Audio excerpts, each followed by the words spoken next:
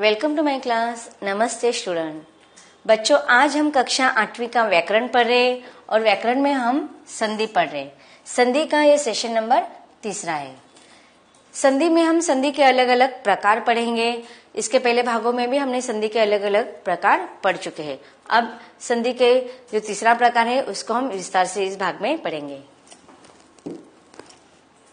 सबसे पहले हम देखते हैं संधि किसे कहते हैं। संधि किसे कहते हैं? जब दो स्वर या दो अलग अलग व्यंजन इनका मिलाप होता है और उससे नया शब्द बनता है। स्वर और व्यंजन या स्वर तथा स्वर इनमें मिलने के बाद उसमें परिवर्तन होता है और परिवर्तित करने के बाद जो नया शब्द बनता है उसे हम संधि कहते हैं। अब हमें संधि विच्छेद करने के लिए प्रश्न पूछे जाते हैं कि तो किस प्रकार से हमें संधि विच्छेद करना है, इसको हम इस भाग में देखेंगे। और संधि के अलग अलग प्रकार, संधि के अलग अलग प्रकारों में हम पढ़ रहे थे कि संधि के कुल मिलाकर कितने प्रकार होते हैं? 3। कौन कौन से? स्वर संधि, व्यंजन संधि और विसर्ग संधि। स्वर संधि और व्यंजन संधि को इसके पहले भागों में हमने विस्तार से जान लिया है, उसकी विस्तार से पढ़ाई कर ली है। अब इस भाग में हम विसर्ग संधि किसे कहते हैं इसको विस्तार से हम पढ़ेंगे।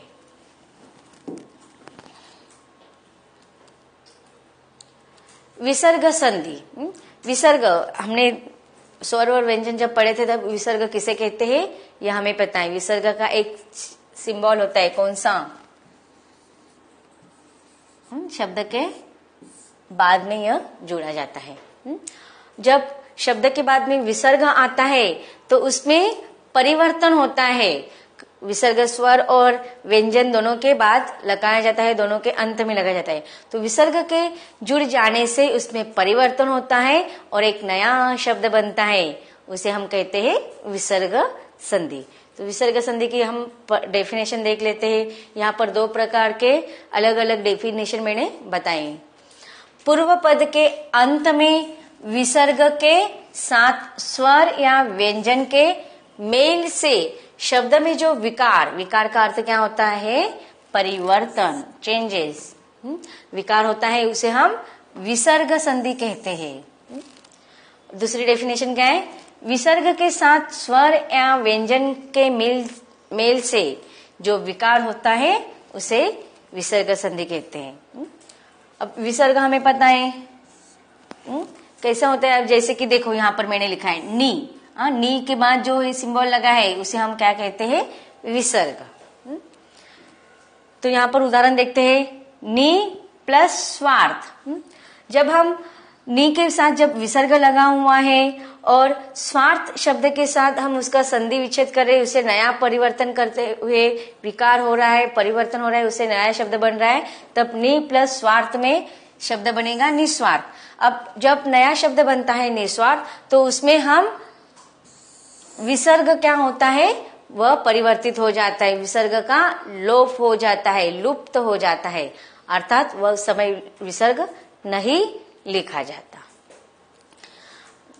अगला उदाहरण देखते हैं। मन प्लस रथ। अब देखो न में विसर्ग लगा हुआ है, तो जब हम संधि विच्छेद करने के बाद जो शब्द बनेंगे मन प्लस रथ, तो इसमें विसर्ग का लुप्त हो जाएगा, विसर्ग हम नहीं लिखेंगे और उसे न में क्या हो जाएगा? ओ की मात्रा लगेगी, मनोरथ। इसी प्रकार देखो नी के साथ विसर्ग लगा हुआ है और दूसरा शब्द जोड़ा गया है यात। तो इसमें नी के पश्चात हम क्या लगेंगे? र की मात्रा आएगी और इससे शब्द बनेगा निर्यात। अब यहाँ पर ओ की मात्रा, यहाँ पर र। अब यह संधि विसर्ग संधि बनाने के अलग अलग नियम होते हैं, उसके अनुसार इनमें परिवर्तन होता है। तो ये कैसे परिवर्तन होता है यह हम अलग अलग नियमों के द्वारा देखते हैं। विसर्ग संधि के नियम।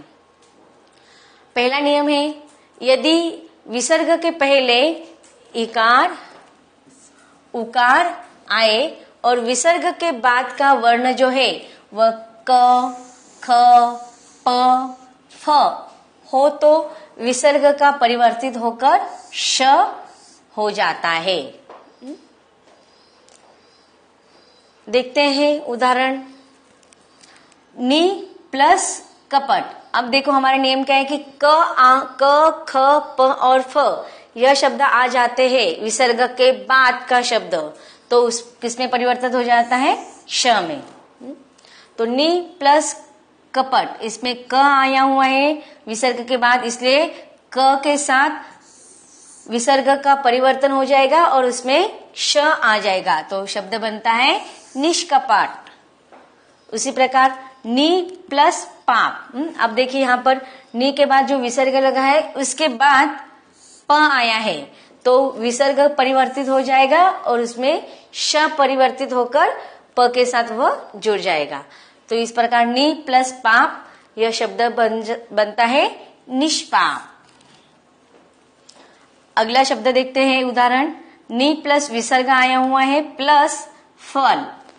अब देखिए यहाँ पर भी फ आया हुआ है, तो फ के पहले विसर्ग लगा है, तो विसर्ग का परिवर्तित होकर श में हो जाएगा परिवर्तित, तो इस प्रकार शब्द बनेगा निष्फल।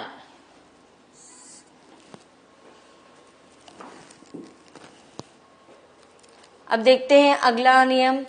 यदि विसर्ग के पहले अ हो और बाद में क ख प फ हो तो विसर्ग ही रहता है। अब देखिए पहले नियम के अनुसार हमने देखा था कि विसर्ग के बाद क ख प फ आए तो उसमें क्या हो जाता है? परिवर्तित होकर श में बदल जाता है।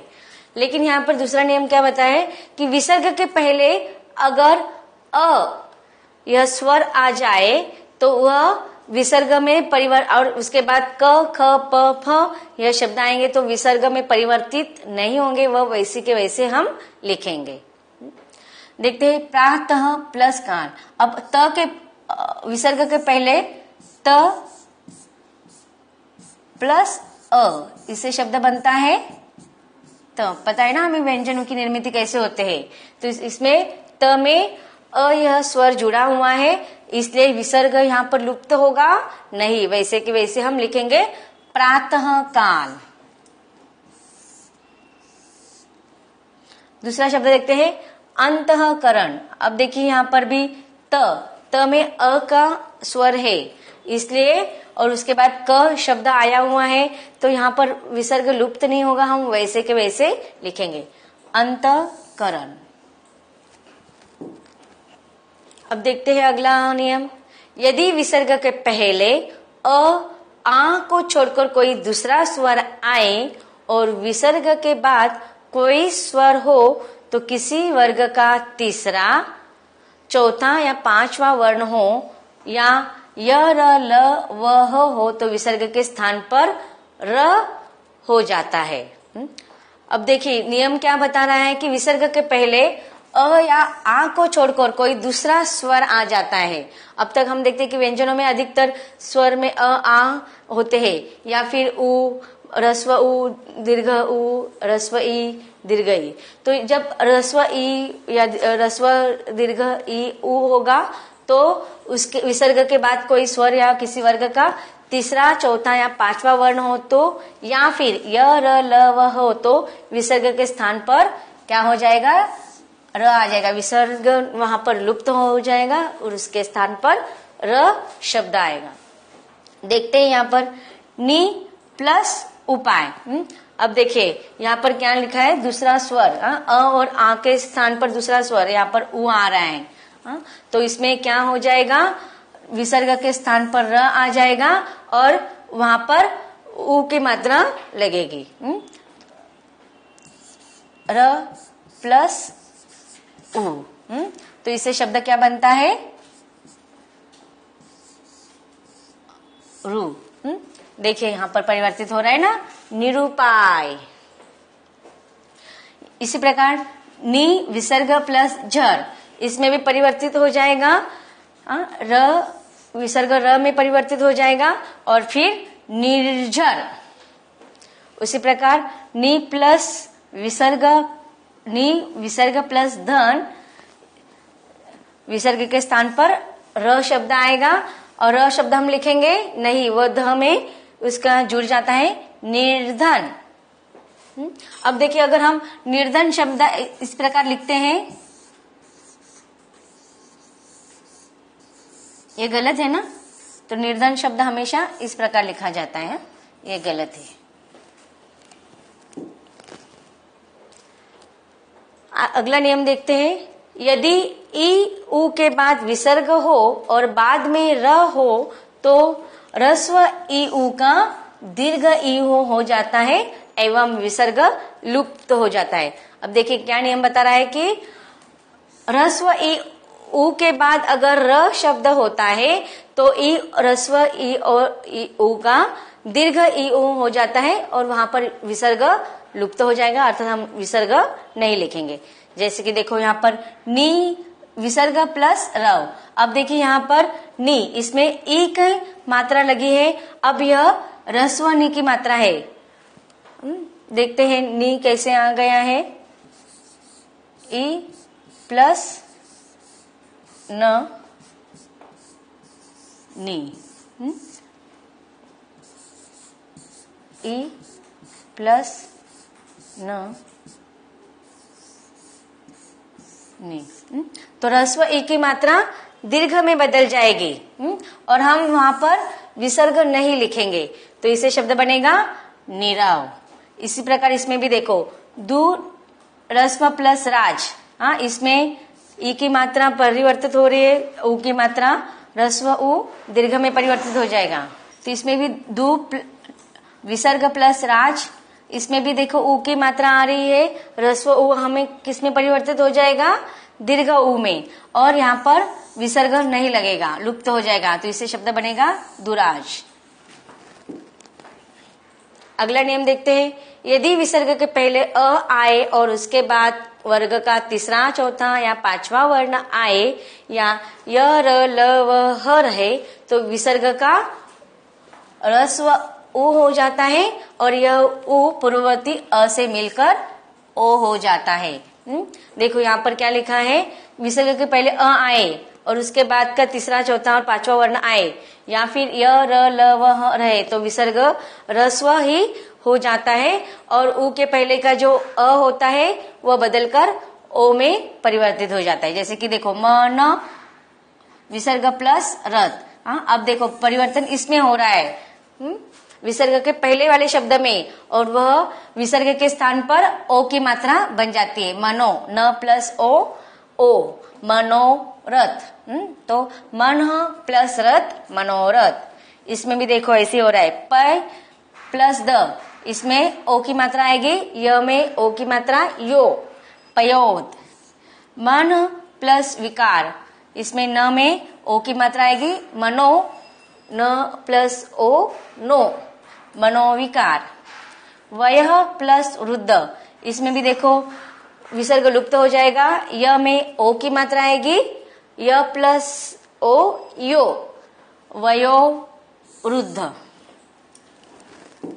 अब देखते हैं अगला नियम, यदि विसर्ग के आगे पीछे अ हो तो पहला अ विसर्ग के मिलकर ओ हो जाता है और बाद वाले अ का लोप होकर उसकी जगह लोपाकार का चिन्ह लग जाता है। देखो विसर्ग के आगे पीछे कहाँ है, पहले और पीछे भी अ हो तो अ का विसर्ग में परिवर्तन हो जाएगा, ओ बन जाएगा और अ के स्थान पर लोप होकर देखो एस वाला चिन्ह लगेगा।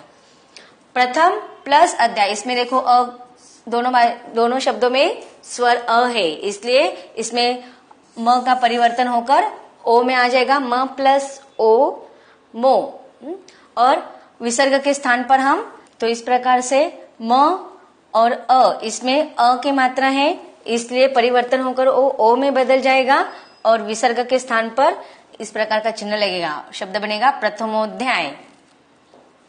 यश प्लस यश विसर्ग प्लस अभिलाषी, इसमें भी देखो श और अ, इसमें परिवर्तित होकर ओ की मात्रा आएगी, क्ष, शो, और विसर्ग के स्थान पर इस प्रकार का चिन्ह लगेगा और शब्द बनेगा यशोभिलाषी। अधिकतर देखो संस्कृत में जो ये होते हैं, संस्कृत के उसमें ये ऐसे शब्द देखते हैं हम।